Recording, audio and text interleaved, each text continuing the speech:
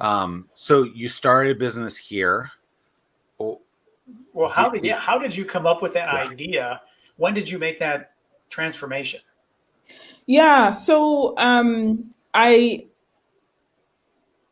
before Frontline Gig, well, or in addition to, I had been doing a lot of more consulting kind of work with and more international work, and so with the pandemic and a couple of other things, I just started to wonder, like, how do I get a more, if I had a more stable US base, what would that look like?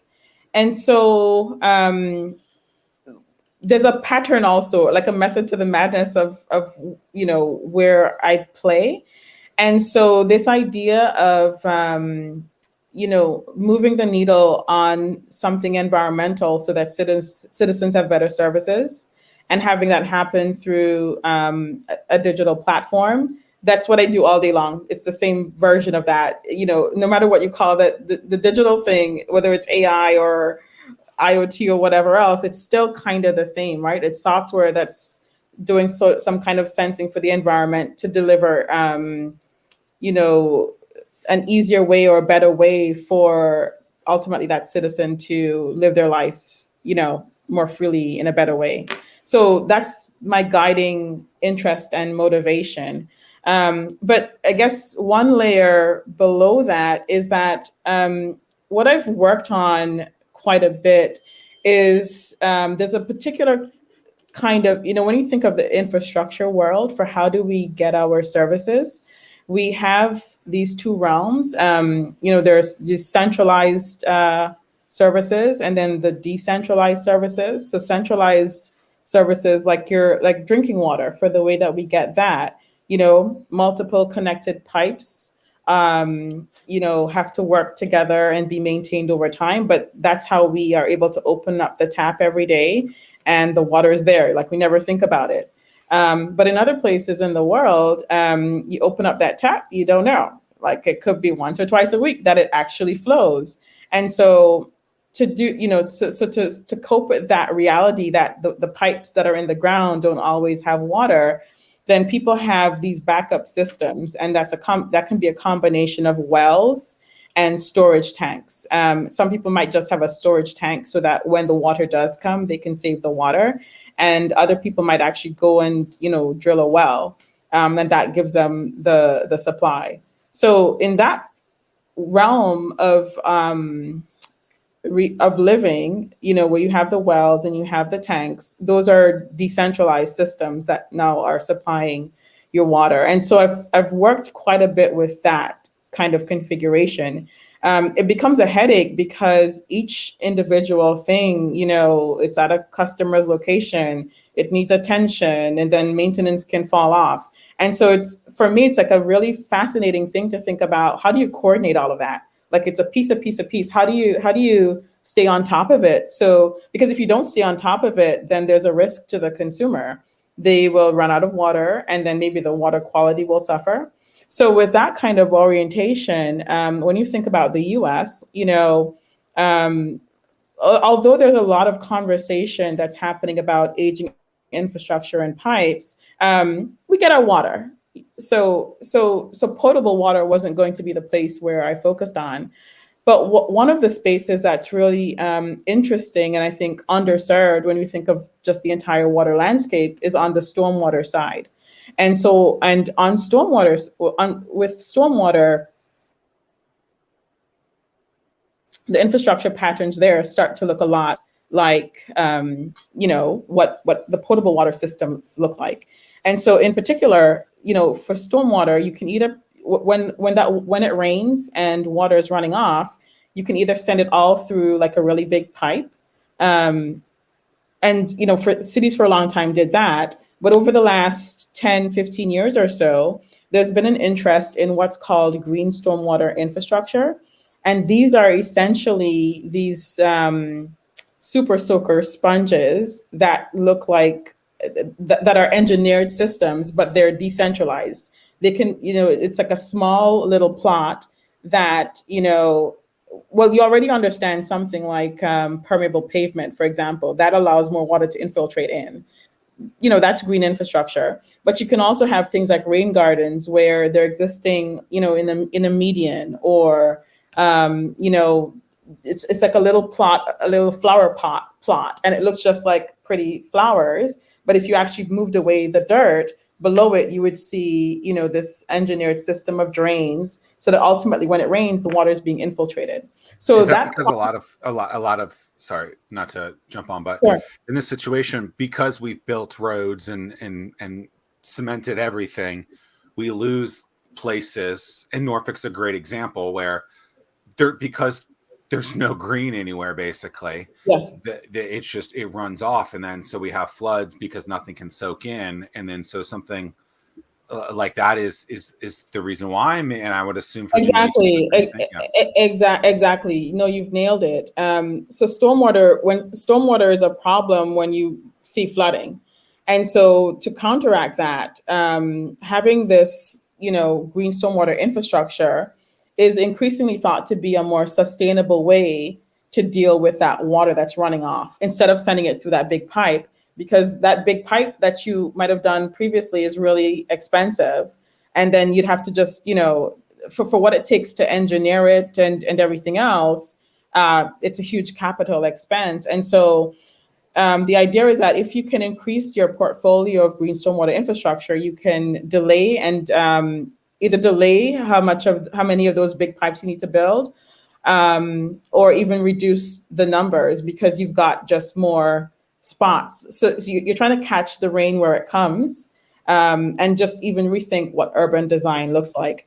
But my interest in that is that when you talk to and so there's a title when you look at cities, for example, there's a person called a green infrastructure manager, and their whole interest is, well, they're on the design end, and then at some point later, somebody has the job of maintaining these things. When cities are looking about how they balance that portfolio, one of the concerns is that for this green stormwater infrastructure, it's everywhere. It's like a piece here, a piece there. It can become a maintenance nightmare. So I just became very interested in understanding, when you talk to the folks who are ultimately then responsible for this infrastructure, do they think it's like a pain, and how are they coping with it right now? And might there be some opportunity to get better at that? And, given what their concerns are, because at the end of the day, somebody has to make a decision to even, implement that into the portfolio of strategies for how to manage, the stormwater across the city. And if you're thinking long term and you're thinking, man, I guess it'll be easy enough to build, but who's going to maintain it? Then you've now kind of taken away this more sustainable option off of the table, because you're really uncomfortable about the long-term prospects for having it be maintained and ultimately delivering the value that you were hoping to get in the long term. So to bring it all back though to the initial question that you asked, for all of the background and everything else, I thought, wow, this seems to be an interesting problem. And something that's a little bit familiar, even though, stormwater I've not worked on, hadn't worked on and focused on very much, but it just seemed to be a very interesting space. And so I began an exploration, process, talking to, doing customer discovery and talking to a lot of green infrastructure managers across the East Coast. And then that just led to just a bunch of interesting insights that got us to where we are today. Yeah, I mean, I think that it's disturbing to me in a sense when a lot of the proactive work that has been done is throwing the little silver dollar size thing on the store above the storm drain that says "Do not dump storm water leads into the waterways," and that's like, okay, box checked, we're done. And it's just, does anyone even pay attention to that? It's like, clearly not. Yeah, I mean, so it's like we have to take this one step further. Yeah. And so is this something that is mandated federally but has to be executed locally? So the early adopters of green stormwater infrastructure, it tends to be the older cities that have combined sewer overflows. And so, which means that, so a combined sewer overflow happens when, so wastewater and stormwater sometimes can go into the same pipe. And under normal conditions, that kind of works, and it's a economies of scale kind of thing. But then if you've got, situations where there's like heavy rain and everything gets overwhelmed, then you can end up with a situation where sewage gets into our waterways. And so there are cities where EPA has said, look, you need to do better at how you're going to handle this whole thing. And so, different cities have, they have a combination of strategies that they enact. And so there are certain cities, for example, on the East Coast, like DC and Philadelphia, for example, that have really gone gung-ho on that. I think in Norfolk, within Hampton Roads, I think there's also a similar consent decree, and they've done similar things to kind of adopt. But I think some of the, I guess, cities that lead in that, and to the extent that there's a federal mandate, it's more driven by that. But I don't think, in terms of it being a requirement, I think only San Francisco might be the only city at the moment that has, specific guidelines about needing to install green stormwater, and like that must be included in your approach for how you manage, your stormwater runoff. So one thing that I've been pondering a lot leading up to this, and I hope that you know the answer to this, because I don't know if it keeps me up at night, but I do think about it often, is that we continue to take water from the aquifer as a fresh water source. And now, as those water levels are starting to decrease, now the idea is, well, we're just going to take the stormwater runoff and we're just going to put it right back in the aquifer. What is being done to filter that water before we put it in this pure form of water? I mean, I really hope that we're smart enough not to just, it will just filter itself out. No, I mean, typically, like it can vary, but I think the idea with those plans are that there would be some time delay. I don't think it's that yesterday you put it, you push it underground and then tomorrow you're pulling it out. I think in general for those plans, there's some residence time where you do a lot of you do some cleanup, and then ultimately what gets injected or infiltrated in there. I mean, and there's a whole process that happens when you're infiltrating anyway. But I think just spending some time, that underground time, you're flowing through porous material. And then even when you pull it out again, there's probably going to be another treatment process that comes with it. So I think ultimately it's just how do you bank more water to have it, more readily accessible where it's needed. Mm-hmm. Well, I'm that makes me feel a little bit better, because it's like sometimes you just have to ask the question because crazier things have happened. And be like, oh, well, yeah, we're just dumping it right back in there. So that makes me feel a little. I mean, and it is a cycle though, right? So even if, I mean, people don't want to think about the fact that like your wastewater goes back into the streams, and then at some point those streams are like, that's what comes in, to get I don't know if you've heard the short time that you've been here, but when we do get those heavy rains, we get the news coverage saying that this beach is closed and this beach is closed. And, I mean, that's all a direct result of that. And it's really a shame that we have to put public warnings out there to not go into the water, because whatever level is not where it needs to be safe to swim. Yes. All right.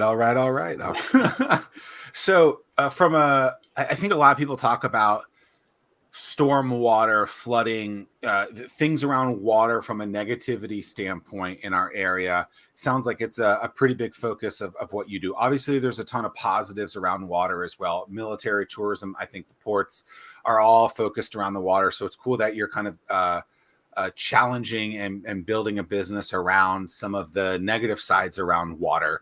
Compared to other cities, specifically in the country, where do we stand on how big of an issue is this is it super bad? Like, are we ground zero of like patient zero of like, we need to fix this or all hell's going to break loose? Or are we kind of in the middle? Are we nice, not as bad as we think? Where are we actually in your kind of professional opinion of what you do to fix this problem? How big of an issue is it actually in hashtag the 757 Hampton Roads, Virginia Beach, Norfolk, Chesapeake, Pocosin, Tidewater area?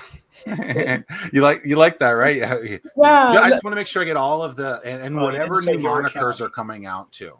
Yeah. So actually, let me level set on a couple of things.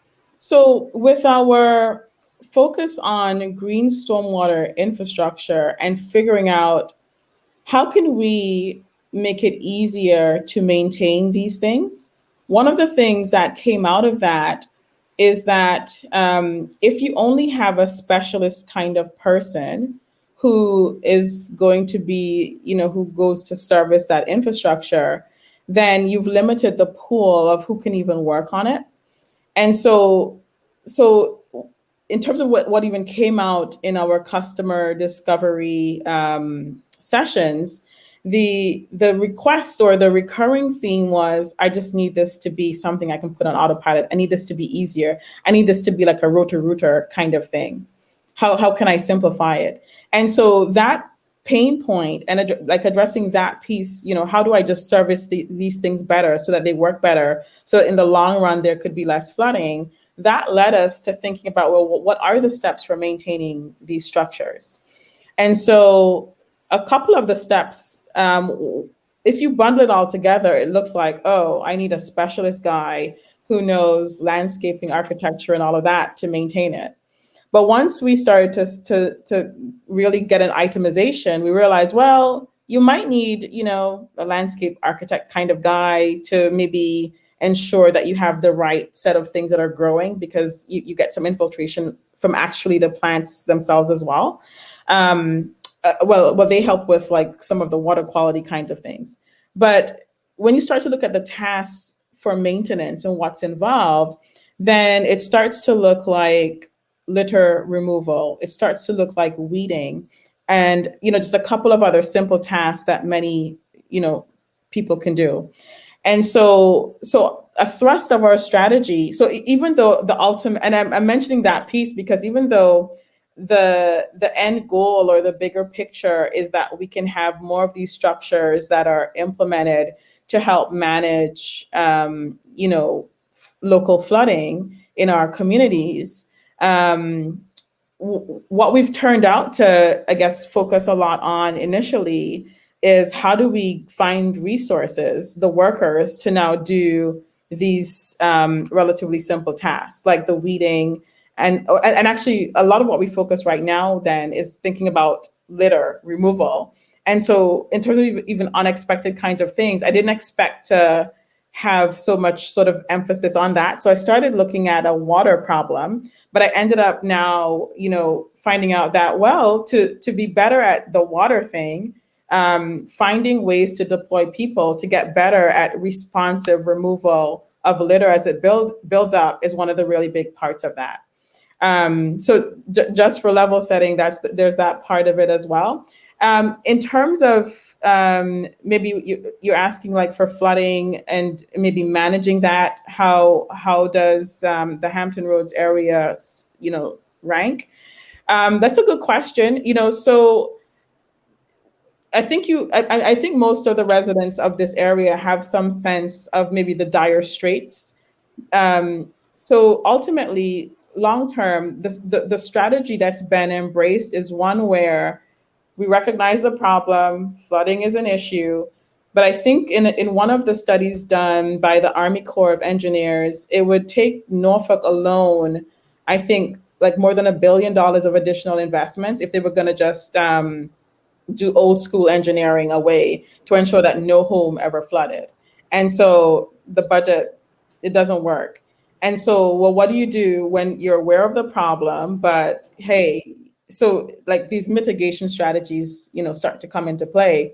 And so, where can we put these pockets of green infrastructure? So it's like all of these, there are a bunch of, what you end up seeing then is a whole ecosystem that's been developed to think about what can be the strategies for how we cope with not being able to just, snap a finger and engineer it all the way tomorrow. And I think like many other, I guess, low-lying cities, the coping strategies are similar. Because it's New Orleans at 8 feet under, and then our area, Right. I think. Yeah, I think we're below sea level too. Number two, I think maybe is the ranking or something. Yeah. And I don't know, like for what, in terms of the ecosystem though, that's tackling this,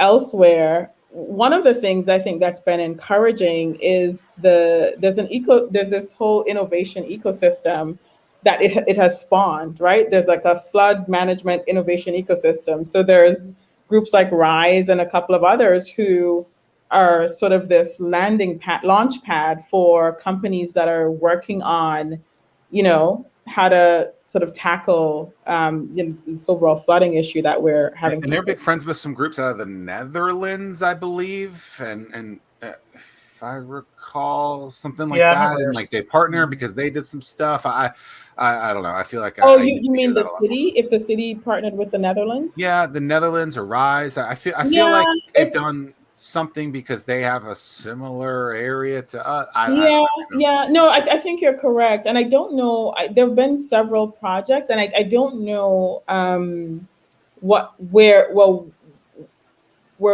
it is where those projects stand at the moment. But I do think the ecosystem has been such that it's meant to create this inclusive environment where if you are sharing that similar challenge and you've maybe solved or you have some great ideas about how to solve that and you've demonstrated it elsewhere, there's an opening to try it here too.